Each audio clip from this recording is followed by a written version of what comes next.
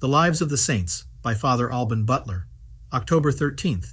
Blessed Magdalene Panatieri. Many authors consider the habit of the sons of St. Dominic as the symbol par excellence of charity and dedication to the service of others. This idea was very widespread at one time, and numerous people took the habit of the third order of St. Dominic and lived in their homes the spirit of charity characteristic of the founder. St. Catherine of Siena is a classic example. Blessed Magdalene Panatieri is another. Magdalene was born and lived her whole life in the small village of Trino Vercellese, in the Marquisate of Monteferrato, between Piedmont and Lombardy.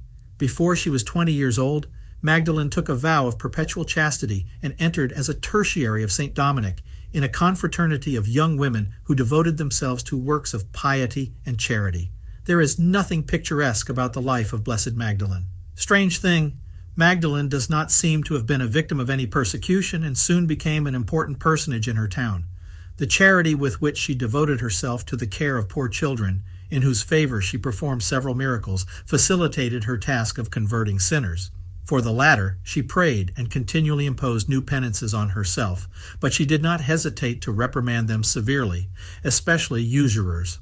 The Blessed had great facility with words and began to give a series of conferences to women and children in a hall called the Chapel of the Marquis, adjoining the Dominican church.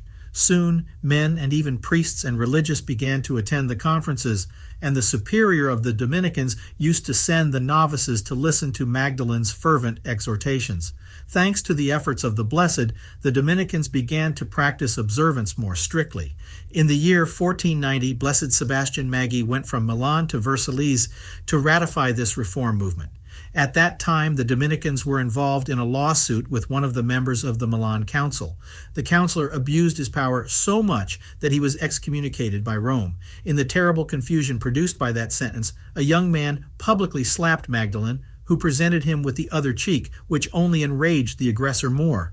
The inhabitants of Vercellese saw a kind of sign from heaven in the fact that the violent young man, whose name was Bartolomeo Perduto, died tragically a year later, and the councillor of Milan also died of a terrible illness.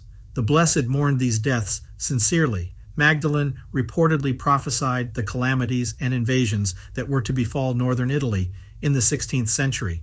The inhabitants of Vercellese, who inexplicably suffered no harm, attributed this favor to the Blessed's intercession. However, in 1639, the town was cannonaded by the Spanish and Neapolitans, and Magdalena's relics were destroyed.